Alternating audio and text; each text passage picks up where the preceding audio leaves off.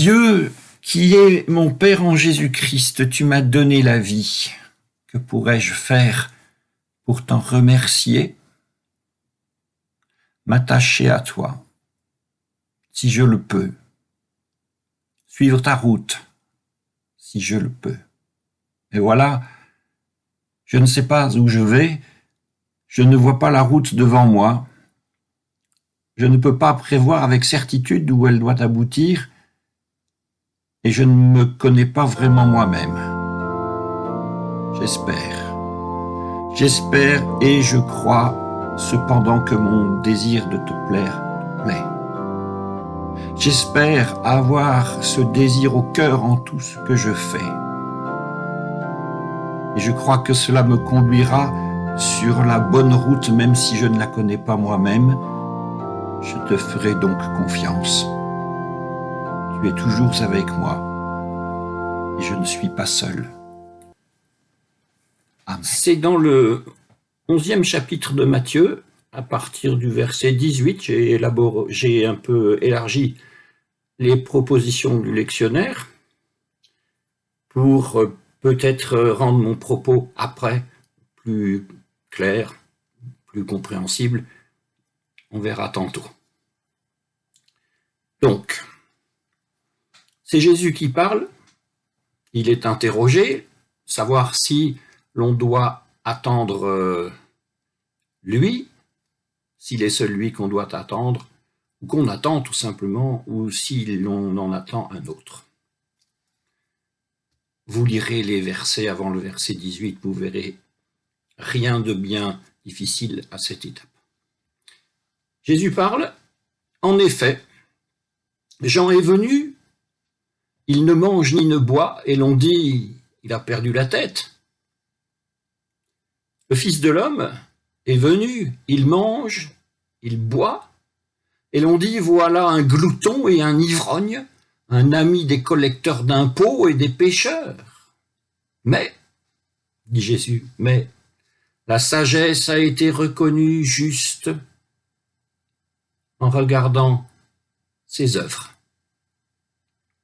Et là-dessus, il se mit à invectiver, à insulter les villes où avaient eu lieu la plupart de ces miracles parce qu'elles ne s'étaient pas converties. Malheureuse es-tu, Chorazin, alors plutôt malheur à toi, ou maudite sois-tu, Chorazin, maudite sois-tu, Bethsaïda. Car si les miracles qui ont eu lieu chez vous avaient eu lieu à Tyr et à Sidon, c'est-à-dire à l'étranger, à Tyr et à Sidon, chez les étrangers, les gens que certains faisaient profession de mépriser, si ces miracles qui ont eu lieu chez vous avaient eu lieu à Tyr et à Sidon, il y a longtemps que, sous le sac et la cendre, elle se serait repentie et convertie. Oui, je vous le déclare. Je vous le déclare, au jour du jugement, Tyr et Sidon seront traités avec moins de rigueur que vous. Et toi, Capharnaüm, seras-tu élevé jusqu'au ciel? Tu descendras jusqu'au séjour des morts.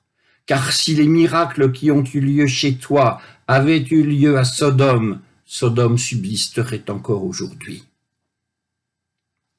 Aussi bien je vous le déclare, au jour du jugement, le pays de Sodome sera traité avec moins de rigueur que toi. Et sur ces mots, tout à coup, Jésus prit la parole et dit, « Je te loue, Père, Seigneur du ciel et de la terre, d'avoir caché cela aux sages et aux intelligents, et de l'avoir révélé aux tout-petits. Oui, Père, c'est ainsi que tu en as disposé dans ta bienveillance. Tout m'a été remis par mon Père, poursuit Jésus. Nul ne connaît le Fils si ce n'est le Père, et nul ne connaît le Père si ce n'est le Fils, et celui à qui le Fils veut bien le révéler. Venez donc à moi, vous tous qui peinez sous le poids du fardeau, et moi je vous donnerai le repos. Oui, prenez sur vous mon joug et mettez-vous à mon école, car je suis doux et humble de cœur, et vous trouverez le repos de vos âmes. Oui, mon joug est doux et mon fardeau léger. Un peu en dehors des textes qui nous sont proposés aujourd'hui, voici quelque chose. Ceux qui sont dans la chair ne peuvent plaire à Dieu. Romains 8:8. Une phrase dont la syntaxe est toute simple, même si elle est de Paul, dans laquelle un certain verbe se trouve qui suggère bien des choses, dont celle-ci qu'il faut plaire à Dieu. Ce qui nous apprend que Dieu est quelqu'un, ce qui nous apprend aussi que c'est quelqu'un à qui l'on peut plaire ou déplaire. Peut-être même qu'il vaut mieux lui plaire, qu'il faut lui plaire, afin d'obtenir telle gratification, afin même, peut-être, allons jusque-là, il faut plaire à Dieu pour continuer à vivre. Si nous tenons cela pour acquis, et nous n'avons pas de raison de ne pas le faire, cela suppose que Dieu a des sentiments changeants selon les performances de ses adorateurs, petits et grands d'ailleurs. Je me souviens ainsi d'un petit garçon qui avait été obligé de jeter à la poubelle les figurines de super-héros qu'il avait reçues en cadeau. Objet dont il était affirmé par son monsieur le pasteur de ce coin-là que leur exigence, que leur existence contrevenait au commandement de Dieu que dans ces coins-là on appelle Jéhovah. Et donc, ces objets devaient être détruits, ces figurines devaient être détruites par l'enfant lui-même pour plaire à Dieu. Et il serait de la nature de Dieu d'avoir des sentiments changeants, sentiments qui changeraient selon les performances de ses adorateurs. Vous avez là la performance, vous avez là son objectif. La performance, vous pouvez en trouver une infinité de variations, de variantes, mais l'objectif est le même dans notre réflexion là maintenant, c'est plaire à Dieu. Et ce qui permet qu'il y ait cet objectif, c'est que Dieu est du genre qui exige qu'on lui plaise. C'est un certain étonnement, n'est-ce pas? Dieu serait-il cela? Dieu serait-il ainsi fait qu'il exigerait qu'on s'égale à telle image qu'il a lui-même préalablement tracée de lui, et il y trouverait un plaisir suffisamment intense pour concevoir le désir de récompenser ce qui lui plaise?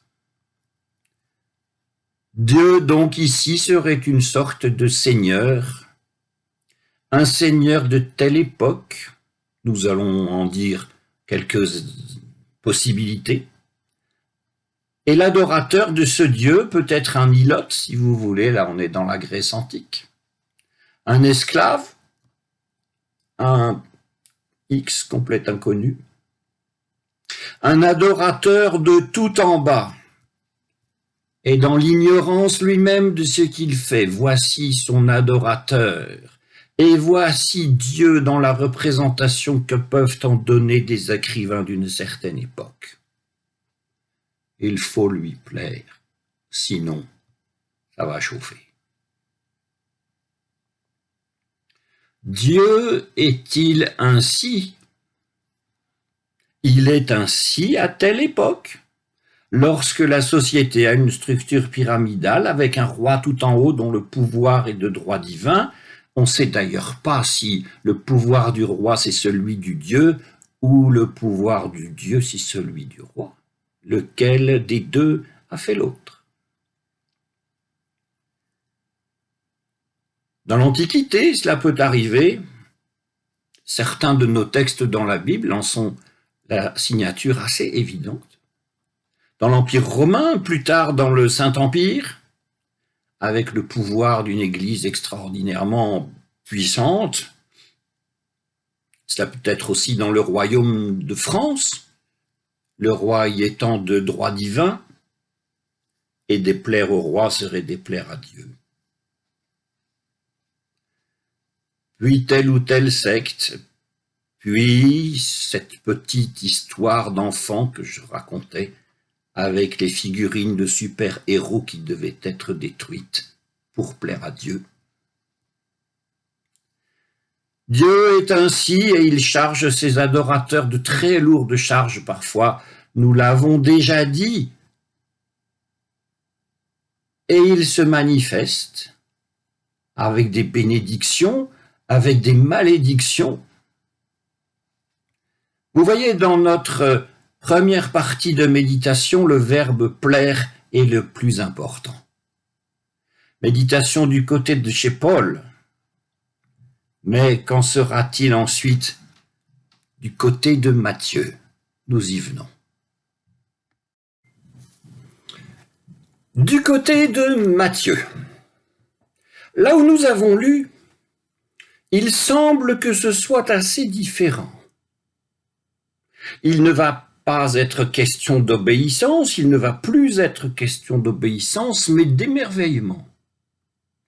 Dieu est celui qui, dans un monde imparfait, manifeste sa puissance en accomplissant des actes si merveilleux qu'il suscite un changement radical de comportement, la conversion pour ceux qui sont présents, ceux qui assistent. Et vous voyez là donc que le salut est dans l'émerveillement. Mais ça n'est pas tout, parce qu'il y a une discussion sévère pour savoir encore des complications, pour savoir s'il s'agit en matière de conversion et de salut d'éprouver ou de comprendre. Sur cette question, tout ce que nous avons exploré jusqu'ici se multiplie. Et se multiplie aussi Dieu, ou au moins les images de Dieu, mais je crois que c'est souvent la même chose. Dieu, en un certain esprit, contribue-t-il à la compréhension humaine, en un certain esprit, en une certaine manifestation forte ou faible? Dieu n'est-il qu'esprit donnant à la pensée humaine une soudaine ou permanente illumination?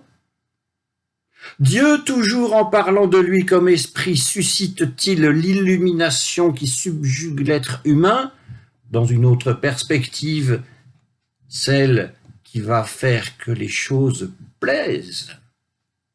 Et nous avions parlé d'émerveillement, mais émerveillement est une chose, illumination en est une autre.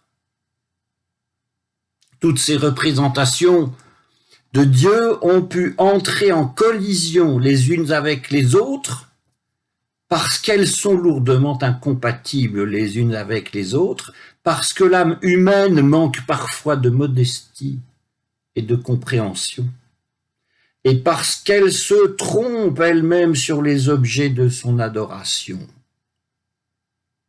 Ou encore, parce qu'il n'y a qu'elle-même, au fond, qu'elle adore. Y a-t-il alors quelque chose qui puisse être proposé, peut-être même qui puisse être opposé? Mais attention, lui être opposé sans la détruire, bien sûr, mais aussi sans qu'elle s'y détruise elle-même.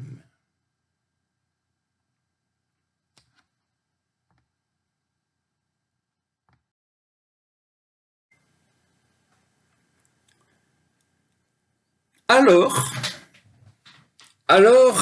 dans le 11e chapitre de l'évangile de Matthieu, il vient un moment où l'on parle du Fils de l'homme, et quoi qu'il fasse, Quoi qu'il dise, il a toujours tout faux. Et où les formes de l'existence divine ne servent finalement qu'à charger les gens de fardeaux trop lourds pour leurs épaules. Il est très intriguant de voir et d'entendre Jésus tenir sur ces sujets des discours du genre émerveillement conversion ou émerveillement endurcissement damnation, ces choses-là. Ces discours, nous les avons repérés et ils sont comme le point de départ de la prédication de Jésus. C'est de là qu'il veut partir, dans tous les sens du terme. Il faudrait qu'on en parte. Il faudrait qu'on se tire aussi, puisque l'on parle de joug. C'est là que ses auditeurs sont ancrés, à ce qu'il semble, et il semble aussi que Jésus veuille, pour lui-même et pour eux, nous l'avons déjà dit, partir. Mais comment? Mais quoi dire, ou comment s'y prendre, ou comment faire? Et justement, Jésus commence à faire. À la mesure de ce qu'il peut faire, il fait. Ces miracles ne produisent rien de durable, ce sont des miracles. C'est que comme Dieu miraculé du genre que nous avons déjà vu, Jésus est inopérant. Et c'est alors que comme ce Dieu, c'est très étonnant, et alors comme ce Dieu inopérant ou déçu par ses adorateurs, Jésus maudit.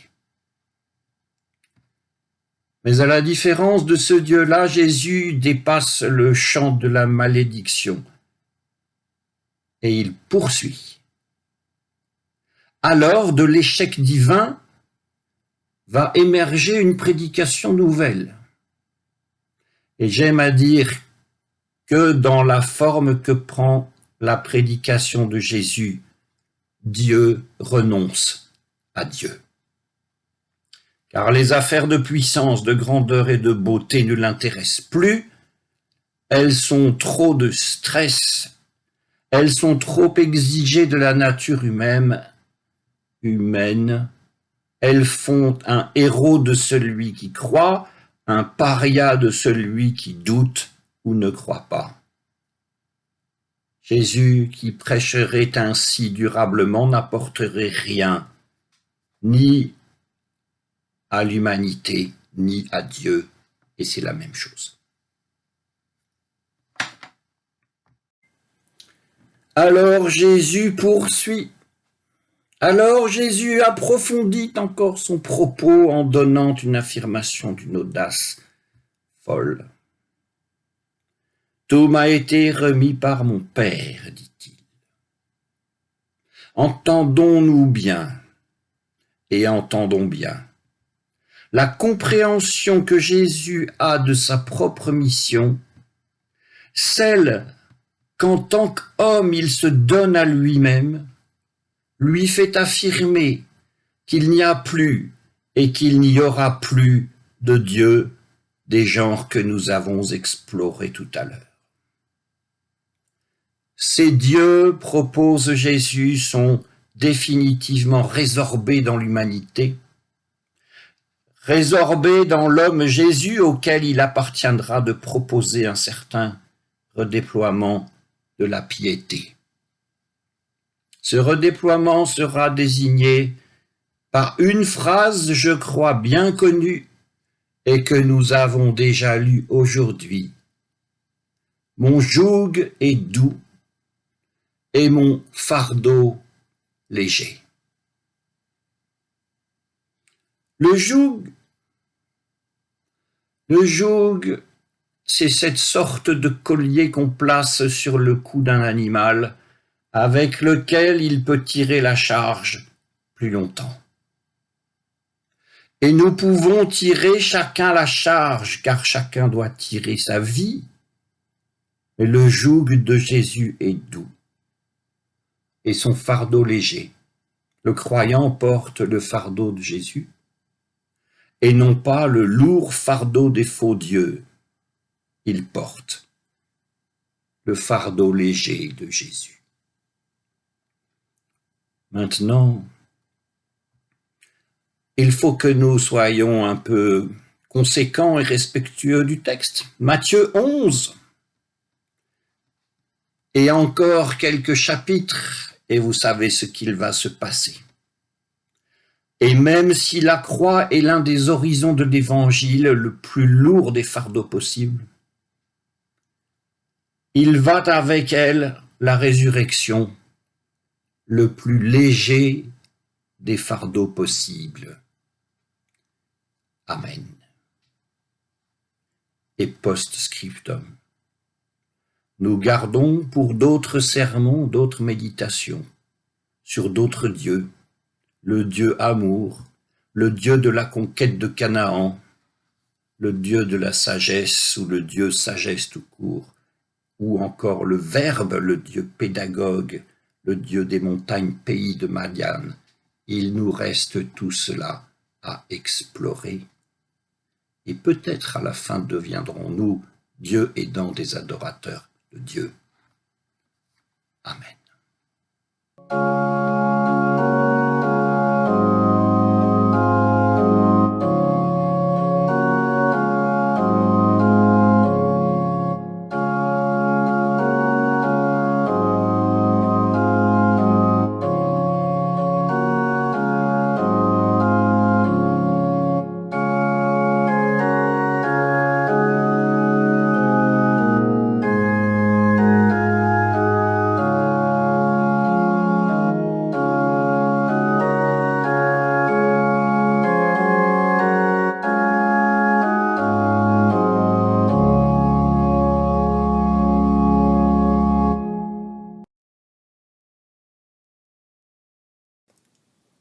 Ta bonté insaisissable est si grande que tu nous permets de t'invoquer comme notre Créateur, notre Père, notre Sauveur. Tu nous connais tous et nous aimes tous. Tous nos chemins sont devant toi. Nous venons de toi et pouvons aller à toi. Nous déposons devant toi tous nos soucis afin que tu t'en préoccupes, notre inquiétude afin que tu l'apaises, nos espoirs et nos vœux, afin que soit faite ta volonté et non la nôtre, nos pensées et nos désirs, afin que tu les purifies, toute notre vie terrestre, afin que tu la conduises à la résurrection de toute chair et à la vie éternelle. Sois avec tous les nôtres, avec les pauvres, les malades, les opprimés et les affligés. Éclaire les pensées et dirige les actes de celles et de ceux qui, dans notre pays et dans le monde, sont responsables du droit, de l'ordre et de la paix. Comme Jésus l'a enseigné à ses disciples, nous te disons maintenant, Notre Père qui es aux cieux, que ton nom soit sanctifié, que ton règne vienne, que ta volonté soit faite sur la terre comme au ciel. Donne-nous aujourd'hui notre pain de ce jour. Pardonne-nous nos offenses, comme nous pardonnons aussi à ceux qui nous ont offensés. Ne nous laisse pas entrer en tentation, mais délivre-nous du mal, car c'est à toi qu'appartiennent le règne, la puissance et la gloire, au siècle des siècles. Amen.